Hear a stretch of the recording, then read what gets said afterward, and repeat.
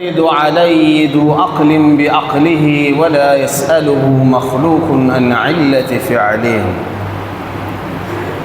هو الكريم الوهاب هازم الأحزاب ومنشئ السحاب ومسبب الأسباب وخالق الناس من تراب. من اهتدى به ما ذل ومن اتقاه ما زل ومن اعتز به عبا ذل ومن طلب غناه ما قل له الكبرياء والجبروت عز وجل. أشهد أن لا إله إلا الله وأن محمدا عبده ورسوله. رضيت بالله ربا وبالإسلام دينا وبمحمد صلى الله عليه وسلم نبيا ورسولا. رب اشرح لي صدري ويسر لي أمري واحلل عقدة من لساني يفقهوا قولي. அகில உலகத்தை படைச்சு அதை பரிபாலித்து பக்குவப்படுத்தி வரக்கூடிய ஏக வல்லவனாகி அல்லாஹ்வுக்கே எல்லா புகழும். அவருடைய சாந்தியும் சமாதானமும் எம்பெருமானார் கண்மணி நாயகம் முஹம்மது முஸ்தபா ஸல்லல்லாஹு அலைஹி வஸல்லம் என்பவர்கள் மீதும் அவருடைய உற்றார் உறவுகள் தோழர்கள் தாபிஈன்கள் தபா தாபிஈன்கள் மேலும் இங்கே குழும்பிருக்கக்கூடிய நம் அனைவர்கள் மீதும் அனைவர்களின் குடும்பத்தார்கள் மீதும் என்றென்றும் நின்று நிலவரமாக. அன்பானவர்களே, இந்த ஆண்டு கிட்டத்தட்ட இந்தியாவிலிருந்து 1,75,000 தல்பியா முழங்கக்கூடியவர்கள் உலகத்திலேயே அல்லாஹுக்கு மிகவுமே பிடித்தமான நகரமான அந்த நகரத்தையும் உலகத்தில் அதீத உதிரங்கள் சிந்தப்பட்ட புனிதமான மிக உசிதமான இடத்தை சென்று அங்கே கடமைகளை நிறைவேற்ற ஹாஜிகள் என்ற பெயரை கொண்டு இன்றைக்கு முஸ்லீம்கள் பயணப்பட்டு சென்றிருக்கிறார்கள். சென்ற வாரம் சனிக்கிழமை மும்பையிலிருந்து முதல் விமானம் கிளம்பியிருக்கிறது. ஹாஜிகளை சுமந்து சென்றிருக்கிறது. ஹாஜிகள் இன்று வரையிலும் அல்ஹம்துலில்லாஹி ரப்பில் ஆலமீன் புறப்பாடு பயணங்களை மேற்கொண்டு விட்டார்.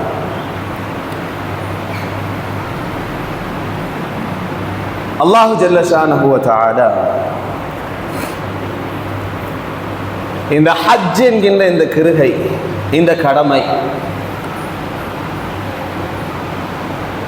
நபிகள் நாயகம் ஸல்லல்லாஹு அலைஹி வஸல்லம் அவர்களிடத்தில் கேட்கப்படுகிறது. ஐயுல் அமாலி அஃதல் இலல்லாஹ், அல்லாஹ்விடத்தில் மிகவுமே சிறப்பான மிகவுமே விருப்பத்திற்குரிய அமல் எது யா ரசூலல்லாஹ் என்று கேட்கப்படுகிற போது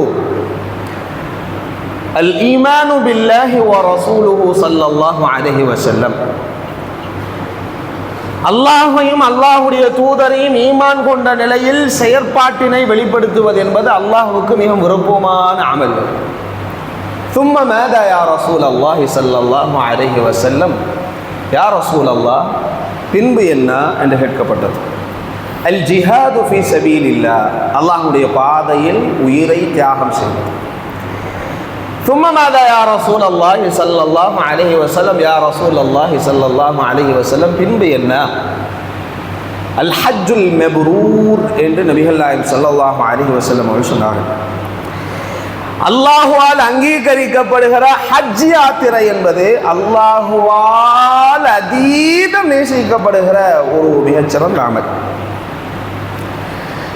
அன்பானவர்களே, குர்ஆனில் பல கடமைகளை சொல்லுகிற இறைவன்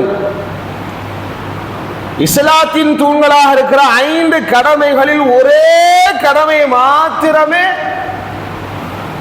சூராவின் பெயராக வைத்திருக்கிறார் என்றால் அது ஹஜ் என்கின்ற ஒரு சூறாதான அத்தியாயம் தான். ஹஜ் கிரியை எவ்வளவு மிக முக்கியம் வாய்ந்தது என்பதையும் ஹஜ் யாத்திரையை மேற்கொள்ளக்கூடியவர்கள் எந்த அளவு சிறந்த செயற்பாட்டினை மேற்கொள்ள வேண்டும் என்கின்ற சட்ட விதிமுறைகளையும், புறப்பாடு பயணத்திற்கான ஏற்பாடு என்னென்ன செய்ய வேண்டும் என்பதையும் தெள்ள தெளிவாக சொல்கிற ஒரு மிகச்சிறந்த அத்தியாயம். ரப்புல் ஆலமீன் குர்ஆன்ல சொல்றான், ஃபீஹி ஆயாத்தும் பையினாத்தும் மகாமு இப்ராஹீம வமன் தஹலஹு கான ஆமினா வலில்லாஹி அலன்னாஸி ஹஜ்ஜுல் பைத்தி மன் இஸ்ததா இலைஹி சபீலா வமன் கஃபர ஃபஇன்னல்லாஹ கனியுன் அனில் ஆலமீன் என்று குர்ஆன்ல சொல்றான் ரப்புல் ஆலமீன். ஃபீஹி ஆயாத்தும் பையினாத், உங்களோட கஅபாவுல உங்களோட மக்கா நகரத்துல ஃபீஹி ஆயாத்தும் பையினாத், நிறைய அத்தாட்சிகளை நாம வைத்திருக்கிறோம். அதுல ஒரு அத்தாட்சி, அதுல ஒரு அடையாள சின்னம் என்னன்னா மகாமு இப்ராஹிம். மகாம் இப்ராஹிம் இப்போ நாம காபத்துல்லாவுடைய வாசல்ல நேருக்கு அப்படி கொஞ்சம் தள்ளி இருக்கு. ஆனா முதல்ல ஒட்டிதான் இருந்துச்சு. உமர் ரலியல்லாஹுடைய ஆட்சி காலத்தில் தான் அந்த கிருகை யாத்திரை மேற்கொள்ளக்கூடியவர்கள் தவாப் செய்கிற முத்தவ்விஃபீன்கள் தவாப் செய்கிறதுக்கு இலகுபடுத்த வேண்டும் என்பதற்காக மகாம் இப்ராஹிம் தள்ளி நாட்டப்பட்டது. அதுல மகாம் இப்ராஹிம் என்கின்ற உயர்தரமான புகழ்பெற்ற இடம் இருக்கு. வமன் தஹலஹு கான ஆமினா, அந்த பிரதேசத்தில் யார் நுழைந்து விட்டாரோ ஆமினன் முத்மஇன்னா, ஆமினன் முத்மஇன்னா, நிம்மதி பொருந்திய நிலையில் அவர்கள் இருப்பார்கள். உளமாற உடலாற பிராக்டிக்கலாக, பிசிக்கலாகவும் சரி, பிராக்டிக்கலாகவும் சரி, ஓரலாகவும் சரி, எல்லா நிலைகளிலும் அவர்கள் பாதுகாப்பை உணர்வார்கள். வலில்லாஹி அலன்னாஸி ஹஜ்ஜுல் பைத்தி மன் இஸ்ததா இலைஹி சபீலா, யாருக்கு ஹஜ் யாத்திரை மேற்கொள்கிற தாக்கத்து இருக்குதோ அவர் ஹஜ் யாத்திரை மேற்கொண்டு ஆக வேண்டும் என்று சொல்லி போட்டு என் ரப்புல் ஆலமீன் அடுத்த வாசகத்துல சொல்றான், நீ ஹஜ் செய்யாம இருந்தண்டா அப்படின்னு சொல்லாம ஒமன்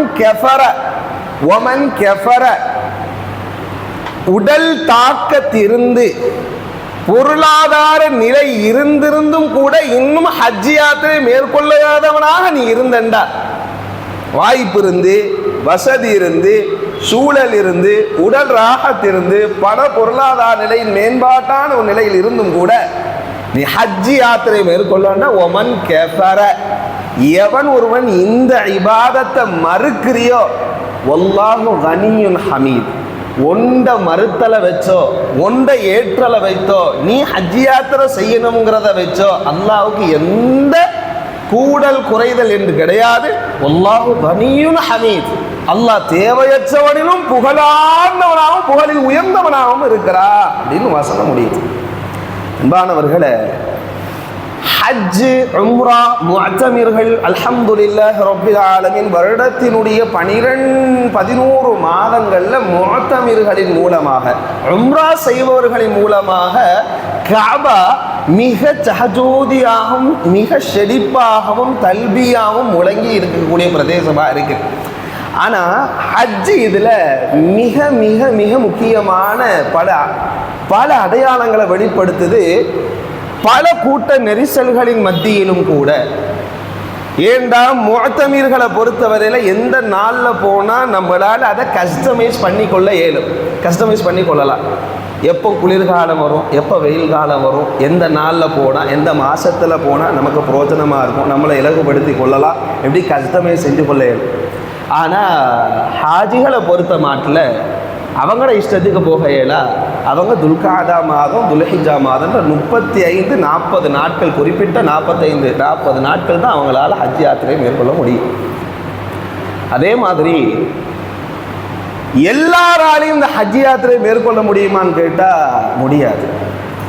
அவன்ட ஆலயத்தை பொறுத்தவரையில் அன்பிற்கினியவர்களே, அதோடைய அடிநாதமே லப்பைக் அல்லாஹும்ம லப்பைக், லப்பைக லா ஷரீக லக லப்பைக், இன்னல் ஹம்த வன்னிஅமத லக வல் முல்க் லா ஷரீக லக், லப்பைக் அல்லாஹும்ம லப்பைக்லயே முடிஞ்சு போச்சு பதில். இறைவா, உன் அழைப்பை நான் ஏற்றுக்கொள்வேன். நீ என்ன அழைச்சிருக்க, நீ என்ன கூப்பிட்டு இருக்க, உன் கூப்பிடுதல், உன்னுடைய ஓசை, உன்னுடைய அழைப்புக்கு நான் பதில் அளித்து விட்டேன். லப்பைக் அல்லாஹும்ம லப்பைக் லப்பைக லா ஷரீக லக லப்பைக். இந்த ஷிர்கை ஒழிக்க வந்த கேந்திரமாக இருந்தது அந்த ஆலயத்தை நான் வந்து அடைந்து விட்டேன். லப்பைக லா ஷரீக லக லப்பைக். மூட்டில் போட்டு முஹம்மது ஸல்லல்லாஹு அலைஹி வஸல்லம் அவர்களை முட்டியில் மிதித்த இடம் அது. நபிகள் நாயகம் ஸல்லல்லாஹு அலைஹி வஸல்லம் காபா கிட்ட நின்று நபிகள் நாயகம் ஸல்லல்லாஹு அலைஹி வஸல்லம் சிந்திய உதிரங்கள் ஏராளம். சஹாபாக்கள் அங்கு நின்று நபிகளாரை காப்பாற்ற நின்ற நிலையில் அங்கே அடி வாங்கிய நிகழ்வாடல்கள் ஏராளம். அதே அந்த முஹம்மது ஸல்லல்லாஹு அலைஹி வஸல்லம் நிந்திக்கப்பட்ட போஸ்டர்கள் ஒட்டப்பட்டது காபாவின் வாசல்ல. இந்த முஹம்மது ஒரு மோசமானவர், இவரோடு தொடர்பு வைத்துக் கொள்ளக்கூடியவர்களுக்கு சமூக பரிஷ்காரம் செய்யப்படும் என்று அறிவிக்கப்பட்ட இடம் அந்த இடம் காபாட வாசல். நபிகள் நாயகம் ஸல்லல்லாஹு அலைஹி வஸல்லம் அவ்வளவு தொந்தரவுக்கும் தொல்லைகளுக்கும் ஆட்படுத்தப்பட்ட அந்த இடம் அது. நபிகள் நாயகம் ஸல்லல்லாஹு அலைஹி வஸல்லம் ஹிஜ்ரி 8ஆம் ஆண்டு சுப்ஹான ஜல்ல வ அலா கிட்டத்தட்ட 10,000 சஹாபாக்களோடு எந்த ஆயுதமும் இல்லாமல் மக்கமா நகரத்தை நுழைந்தார்கள்.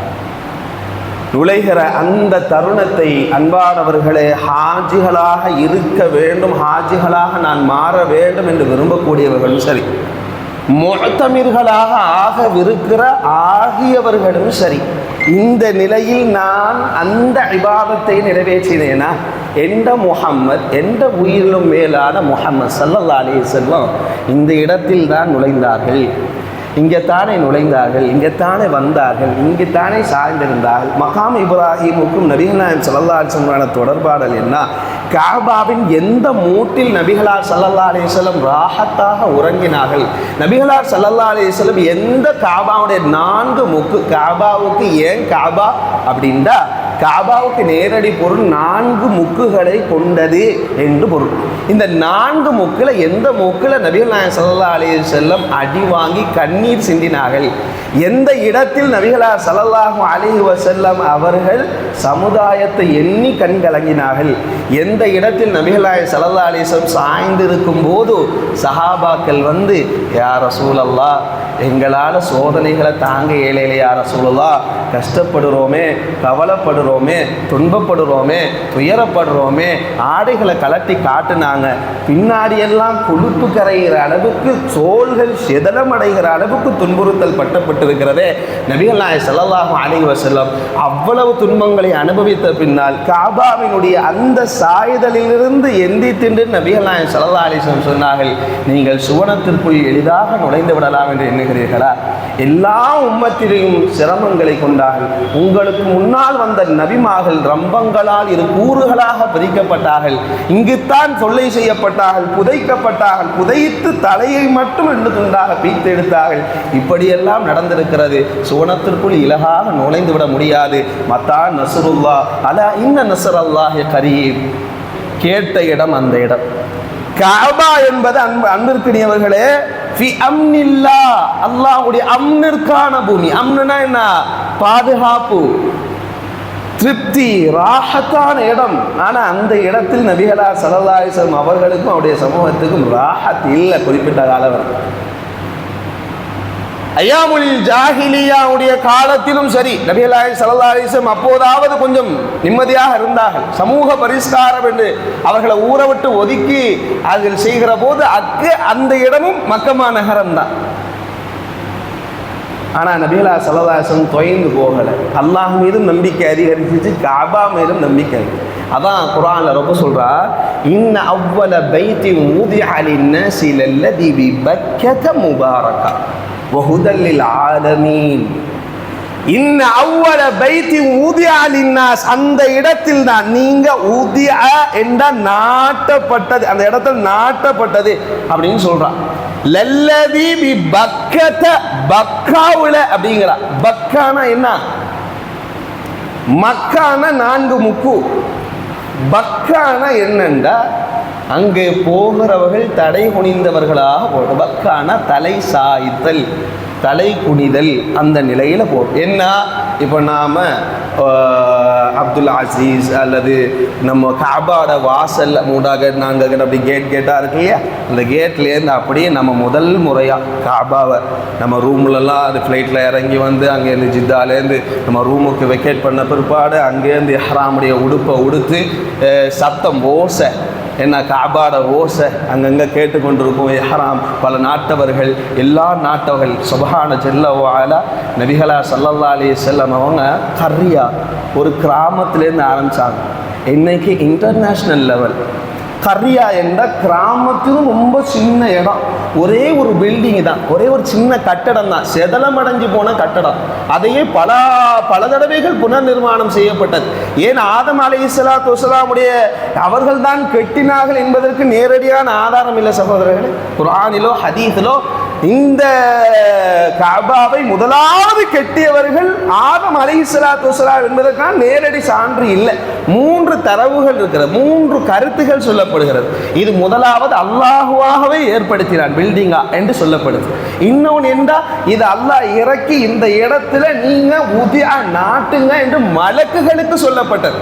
மலக்கு மாகிட்ட சொன்னானா நீங்க கஅபாவை கட்டுங்கோண்டு. 3வது கருத்து தான் என்ன, ஆதம் அலைஹிஸ்ஸலாத்து வஸ்ஸலாம் அவர்கள் கட்டினார்கள் என்பதாக. இப்படி சின்னதாக இருந்த இந்த கட்டிடத்தை இங்கே இருந்து இந்த முஹம்மது முஸ்தபா ஸல்லல்லாஹு அலைஹி வஸல்லம் சேற்றில் முளைத்த செந்தாமரையை போல முஹம்மது ஸல்லல்லாஹு அலைஹி வஸல்லம் அவருடைய கருணையினால, அவருடைய பாசாங்கனால, அவருடைய பண்புனால, அல்லாஹுடைய உதவிக்கு பிற்பாடு எவ்வளவு கோடி மக்களை உருவாக்கி.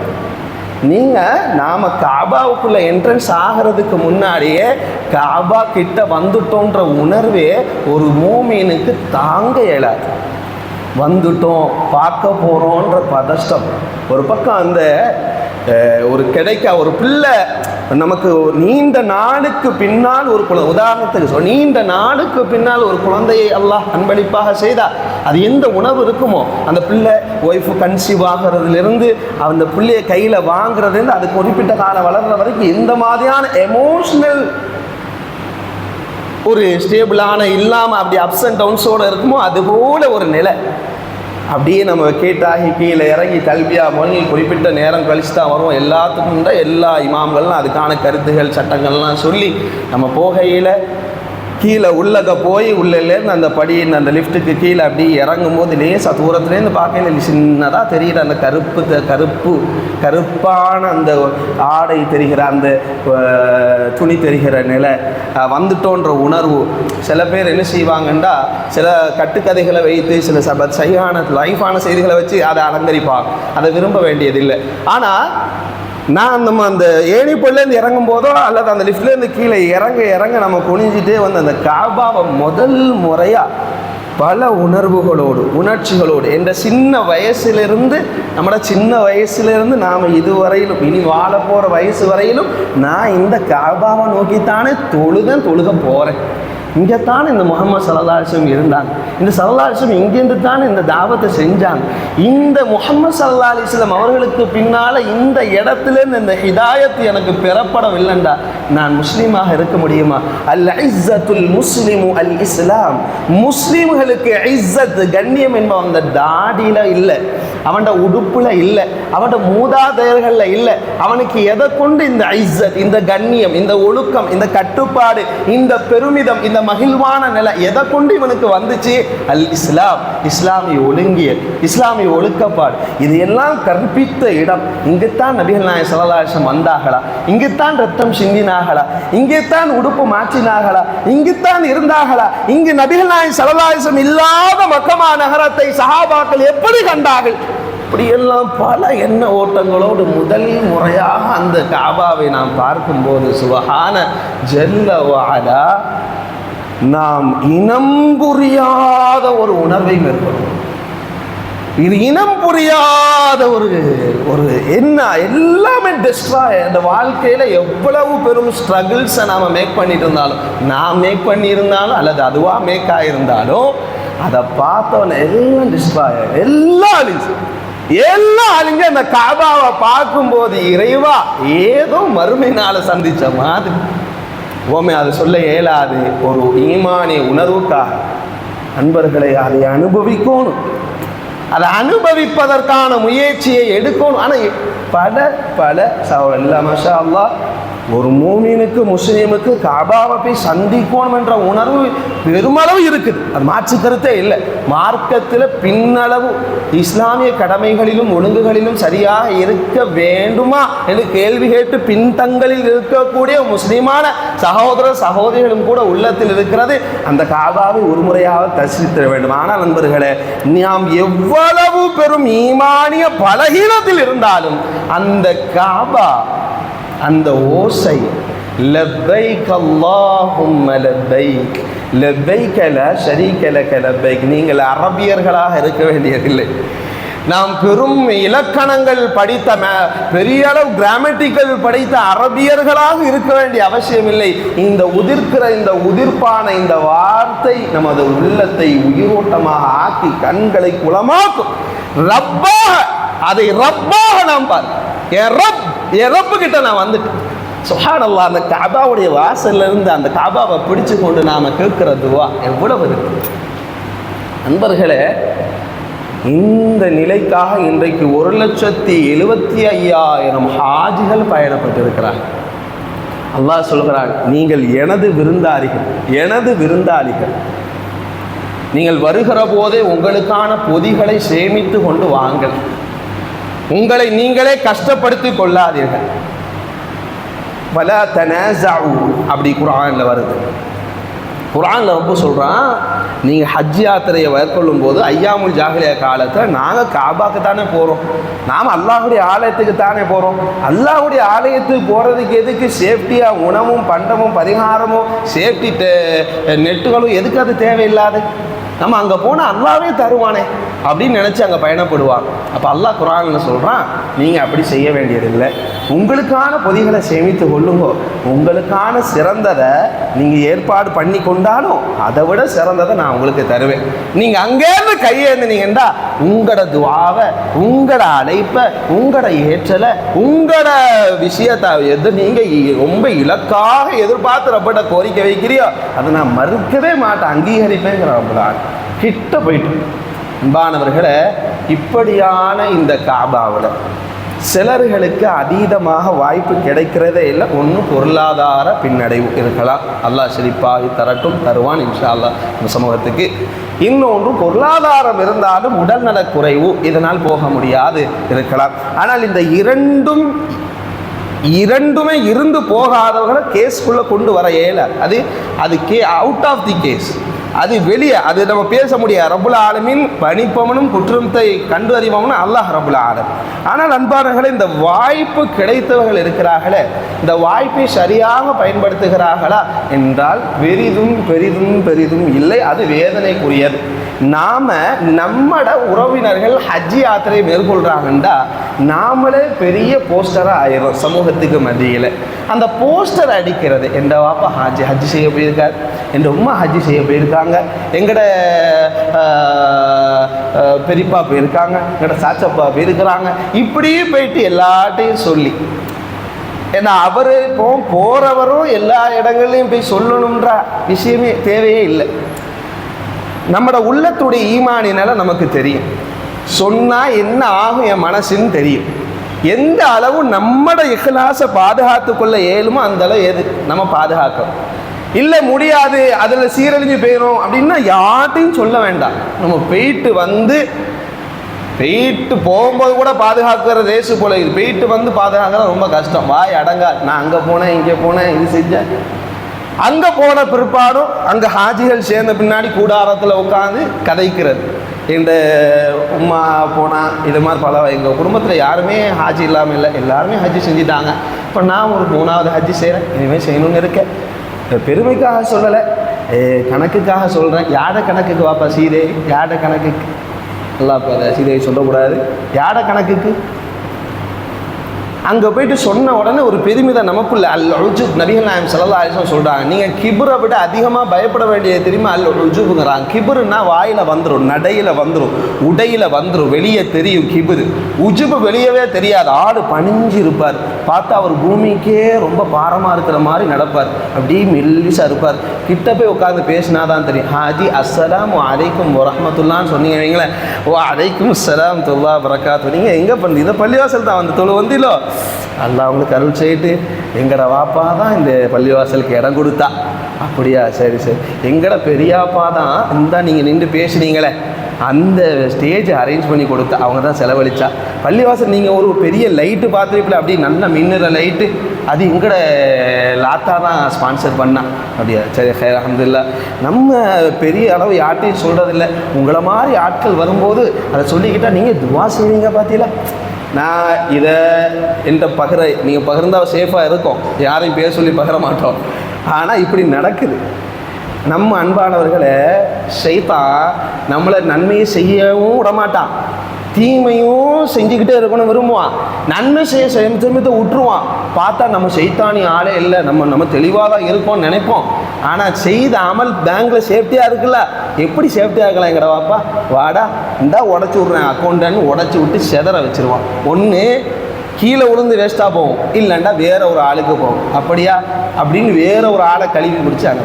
இப்படியே அங்கே போய் அந்த அல்லாஹ்வுடைய தூதர் ஸல்லல்லாஹு அலைஹி வஸல்லம் சொல்கிறார்கள், எவர் ஒருவர் ஹஜ் யாத்திரையை மேற்கொண்டு அங்கே வருகிற போது ஃபலா யர்ஃபுத் வலா யஃப்ஸஹ், அவங்க கெட்ட வார்த்தை பேசாமல் தீய செயலை செய்யாமல் இந்த ஹஜ்ஜை செய்கிறாங்களோ அவங்க அன்னைக்கு பிறந்த பாலைகளாக நாம் மாற்றுறோம்.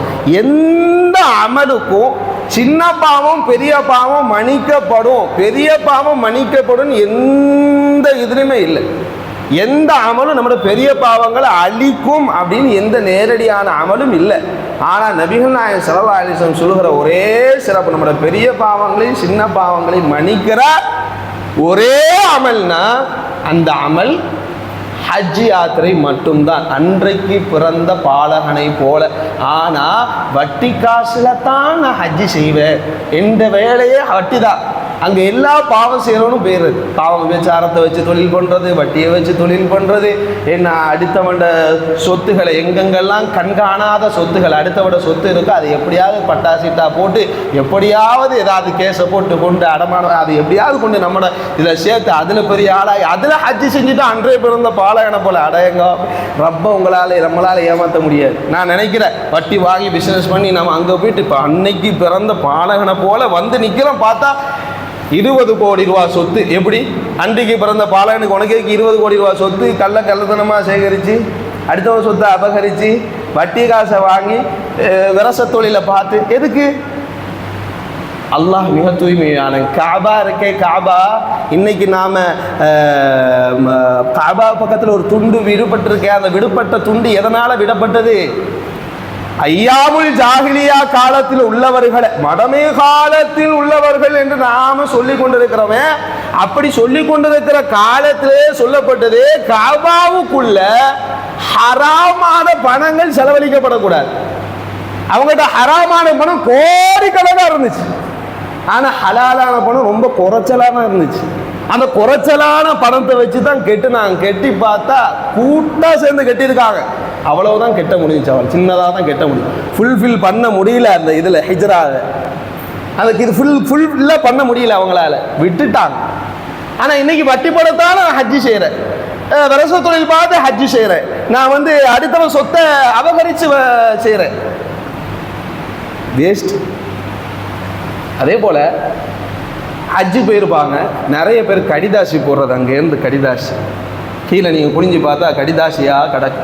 அரபுல இருக்கும், இந்தோனேஷியா மொழியில் இருக்கும், என்னென்ன மொழியாளர்கள் அங்கே வருகிறாங்களோ, உஸ்பெகிஸ்தான், என்ன கஜகஸ்தான், இப்படி நிறைய உஸ்பெகிஸ்தான் நிறைய கஜகஸ்தான், இந்த மாதிரி எல்லாம் கீழே பார்த்தா துண்டுத்தாள்லாம் கிடக்கும். எடுத்து படித்து பார்த்தா இங்கிலீஷில் இருந்தால் படிக்கலும், அங்கே துண்டு பேப்பர் கடந்தாலே அது என்னண்டா அல்லாஹ் இடத்துல கடிதாசி போட்டுட்டு போகிறதுனால. யார் அப்படி கடிதாசி போட்டுட்டு போகிறாலோ அந்த கடிதாசியுடைய கோரிக்கையை ரப்புல் ஆலமீன் நிச்சயமாக ஏற்றே தீர்வானான், அதை கபூல் செய்வான் அப்படின்னு சொல்லி அதில் கடிதாசி போட்டுட்டு போகிறது. ஹிஜ்ரே அந்த வளைந்திருக்கிற அந்த திண்டு இருக்கிற அந்த திண்டை பிடிச்சி நின்று துவா செய்கிறது, அங்கேருந்து துவா செய்கிறது. மக்காம் இப்ராஹிம் இருக்குதுல்ல, கால் தட்டு அந்த இடத்த பிடிச்சி தடவிக்கிட்டு இருக்கிறது. ருக்குனுல் யமானியை பிடிச்சி தடவிக்கிட்டு இருக்கிறது.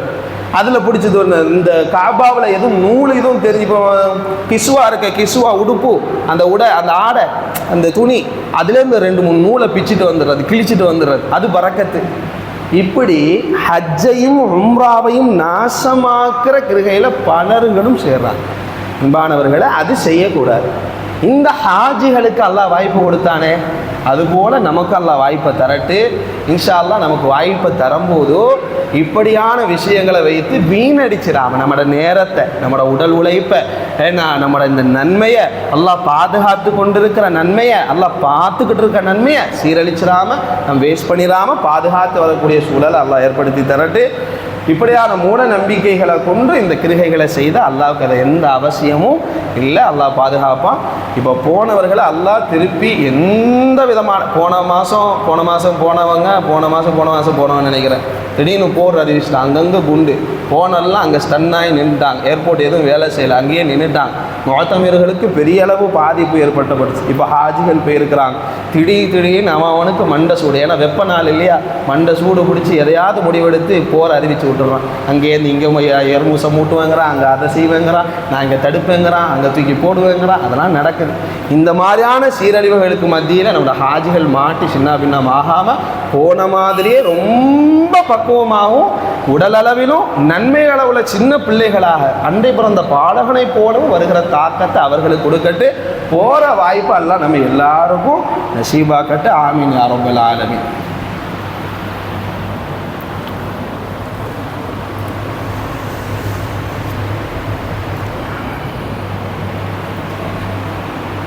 பிஸ்மில்லா வல்ஹம்துலில்லா வஸ்ஸலாத்து வஸ்ஸலாமு அலா ரசூலில்லாஹ். அன்பானவர்களே, முதல் ஜும்ஆவினுடைய உரையில் லப்பைக் அல்லாஹும்ம லப்பைக் என்ற தல்பியா வழங்கக்கூடியவர்களின் சிறப்பு, அவர்கள் கண்ணியம், அவர்கள் பேண வேண்டிய ஒழுங்கு, காபாவின் சிறப்பு, இப்படி ஒரு ஹோலான சப்ஜெக்டை ரொம்ப சுருக்கமாக நேரத்துக்கு தக்கன பார்த்துருக்குறோம். அன்பானவர்களை, இப்போது மாஷா அல்லாஹ் தபாரக்கல்லா நாம் எலெக்ஷனை முடித்து ஓட்டெல்லாம் போட்டு வந்தாச்சு. அல்லாஹ் குர்ஆன்ல அல்லாஹும்ம லா மானிஅ லிமா அஅதைத் வலா முஅதிய லிமா மனஅத் வமா யன்ஃபஉல் ஜத்து மின்கல் ஜத். அல்லாஹ் எதை நாடிவிட்டானோ அதை தடுப்பவன் எவனும் இல்லை, அல்லாஹ் தடுத்ததை கொடுப்பவன் எவனும் இல்லை. அல்லாஹ் தடுத்ததை நினச்சி ஏன் தடுத்தான்னு கேட்குறதுக்கு நமக்கு நாதி இல்லை. அல்லாஹ் கொடுத்ததை ஏன் கொடுத்தா அப்படின்னு கேட்குறதுக்கு நமக்கு தகுதி இல்லை. அல்லாஹும்ம மாலிக்கல் முல்க் துஅத்தில் முல்க மன் தஷா வ தன்ஸிஉல் முல்க மிம்மன் தஷா வ துஇஸ்ஸு மன் தஷா வ துதில்லு மன் தஷா பியதிகல் கைர் இன்னக அலா குல்லி ஷைஇன் கதீர். எல்லாம் கதிர்ந்து போகும். என்ன நடந்தாலும் என்ன சூழல்கள் வந்தாலும் இத்தோடு ஈமான் இழந்த சிலர்களெல்லாம் எலெக்ஷன் உடைய அந்த பிரச்சாரக சமயங்களில் ஓட்டு போகிறதுக்கு முன்னால் அவர்தான் எனக்கு பாதுகாவலர், இவர் எனக்கு பாதுகாவலர், இன்னவர் பாதுகாவலர், இன்னவர் என்னை பாதுகாப்பார், அன்னவர் என்னை பாதுகாப்பார் என்று நமக்கு நாம் பயம்படுத்தி கொண்ட அல்லது பயம்படுத்தப்பட்ட ஒரு விஷயத்தை கொண்டு, பயம்படுத்தலோ அது உண்மையோ அது பிழையோ ஏதோ, நாம் அல்லாஹ் தான் குல்லை யுசீபனா இல்லாமா கதபல்லாஹு லனா ஹுவ மௌலானா என்று சொன்ன சமூகம் அவங்க தான் எனக்கு பாதுகாவலர், இவர் தான் எனக்கு பாதுகாவலர் அப்படி சொல்ல இயலாது. அப்படி சொல்லி நாம் முடிச்சிட்டோம். ஓட்டுக்கு முன்னாடி பேசியிருந்தா எப்படி பேசலாம், இதை எப்படி பேசலாம் அப்படிலாம் வரலாம். ஓட்டு முடிஞ்சு ரிசல்ட் இனி அல்லாஹ்வுடைய கதிரில் உள்ளது தானே. இனிமேல் நம்ம அந்த மாதிரியான இவர் நமக்கு பாதுகாவலர்னா வர வேண்டாம். யாரும் நமக்கு பாதுகாவலர் இல்லை. என்ன மக்கரு மக்கரல்லா உல்லாஹு கைருல் மாக்கிரி.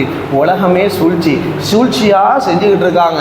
அது சிறந்த சூழ்ச்சியான ரப்புல் ஆலமீன், சூழ்ச்சியாளரின் வெற்றியாளனும் ரப்புல் ஆலமீன். நம்ம என்னதான் சிக்கி சின்ன பின்னம் ஆளானோம், சிக்கல்லேருந்து வெளிவருகிற வழி அல்லாஹ் தான் காட்டுவான். ஏன்னா சிக்கவே கூடாதுன்னா அல்லாஹ்விடத்துல சோதனை வரக்கூடாதுன்னு கேட்குற மாதிரி. ஒல நபுலு வண்ணக்கும் உன்னை நான் சோதிச்சு தான் தீருவேங்கிறா. இல்லை நான் சொகுசாக தான் இருப்பேன், என்னை யாரும் அடிச்சிடக்கூடாது, என்னை ஒடிச்சிடக்கூடாது, எதுவும் செஞ்சிடக்கூடாது, இருக்கக்கூடாது, நான் சொகுசா இப்படியே இருந்துட்டு போயிட வேண்டாம். அந்த எண்ணம் ஒரு மூமினுடைய எண்ணமா இருக்காது. அம் ஹசிபத்தும் அன் ததுகுலுல் ஜன்னா, சொர்க்கத்துக்கு இல்லாம போயிடலாம் நினைக்கிறீங்களா? அசா அன் தக்ரஹு ஷைஅன் ஃபஹுவ கைருல் லக்கும், நீங்க சிறப்புன்னு நினைப்பீங்க, அதுல உங்களுக்கு வெறுப்பான விஷயங்கள் இருக்கும். உங்களுக்கு வெறுப்புன்னு நினைப்பீங்க, அதுல ஒரு சிறப்பான விஷயம் இருக்கும். அதெல்லாம் என்ன பொய்யா சொல்லப்பட்ட வசனமா?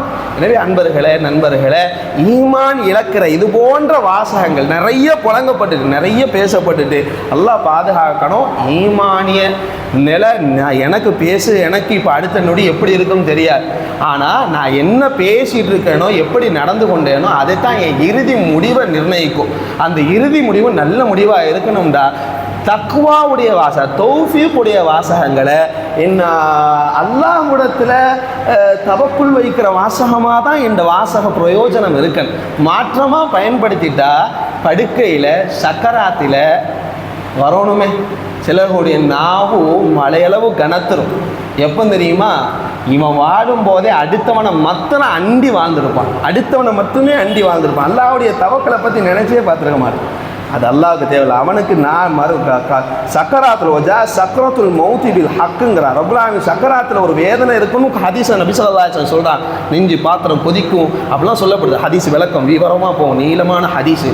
கொதிக்கும், கண்டைக்காலோட பின்னும் முடிகளெல்லாம் இக்ஸாரல் ஜில், உங்களோட தோள்களில் இருக்கிற முடியல நாட்டுக்கிட்ட நிற்கும், வேதனை வரும். அந்த சமயத்தில் அல்லாஹ்வுடைய சந்திப்பை விரும்பணும். நாம் அல்லாஹ்வுடைய சந்திப்பை விரும்பணும். அல்லாஹ் சொல்கிறான், மன் கரிஹ லிகா அல்லாஹி கரிஹ அல்லாஹு லிகா ஒமன் அஹப்ப லிகா அல்லாஹி அஹப்ப அல்லாஹ் லிகா. அந்த தருணத்தில் எவன் வருவான் அல்லாஹ்வுடைய சந்திப்பை விரும்புகிறான், அவட சந்திப்பை அல்லாஹ் விரும்புகிறான். எவன் அல்லாஹ்வுடைய சந்திப்பை அந்த வேதனை சமயத்தில் வேண்டான்னு வெறுக்கிறான். உலகத்தில் பேரக்கூடாதா, சொத்து பற்றி இருக்கிற பிள்ளைகளுக்கு கடன் விஷயங்கள்லாம் கொடுக்கல் வாங்க விஷயத்தை பகிரலையே அப்படின்னு நினச்சி உலகத்தில் வாழ நினச்சிட்டாண்டாலே அவன் அல்லாஹ்வுடைய சந்திப்பை வெறுக்கிறான் அப்படின்னு அர்த்தம். சக்கராத்தில் இதெல்லாம் வரும். இப்படி நின்றாய் மட்டும்தான் அல்லாஹ் மேலே நல்லெண்ணம் கொண்டு இருக்கணும். அல்லாஹ் தான் நம்மளை பாதுகாப்பான், அல்லாஹ் தான் எனக்கு பாதுகாவலை, எவனும் எனக்கு பாதுகாவலை இல்லை, அல்லாஹ்வுக்கு அடுத்தபடியாக தான் எவனும் அப்படின்னு தான் இருக்கணும். சர்வசாதாரண பாதுகாவலன்ற வார்த்தையை வேற ஒன்றுக்கு போடக்கூடாது. அல்லாஹ் பாதுகாக்க நண்பர்களே, அல்லாஹ் நம்மளை எப்பவும் பாதுகாத்துட்டே தான் இருக்கான். நம்ம சமூகத்தை செழிப்பாக வச்சுக்கிட்டு இருக்கிறான், நிம்மதியாக தான் இருக்கிறோம். அல்லாஹ் இன்னும் நிம்மதிப்படுத்துவான். நிம்மதியை குலைக்க வருபவர்களை அல்லாஹ் எத்தனையோ சமூகத்தை சீரழித்து சின்ன பின்னமாக்கியிருக்கான், அழித்து ஒழிச்சிருக்கிறான். அந்த மாதிரி அழிச்சிடுவான். எனவே அன்பர்கள், நம்ம அதை குறித்து பயப்பட வேண்டாம். தக்குவாலையும் தௌஹீதுலையும் இபாதத்திலையும் நிலைச்சிருந்தால் அல்லாஹ்வுடைய தௌஃபீக் நமக்கு தான். அல்லாஹ் எல்லாருக்கும் வெற்றியை தரட்டு. அல்லாஹ் நம்ம இப்போ பாதுகாத்துட்டு இருக்கிற அல்ட்ரா லெவலில் இன்னும் பாதுகாத்து சுவனத்தில் நபி ஸல்லல்லாஹு அலைஹி வஸல்லமோடு வாழுகிற வாய்ப்பு அல்லாஹ் எனக்கும் என் குடும்பத்துக்கும் உங்களுக்கும் உங்கள் குடும்பத்தாருக்கும் நான் நசீபாக்கட்டு. ஆமீன் யா ரப்பல் ஆலமீன். அஸ்ஸலாமு அலைக்கும் வரஹ்மத்துல்லாஹி வபரகாத்துஹு.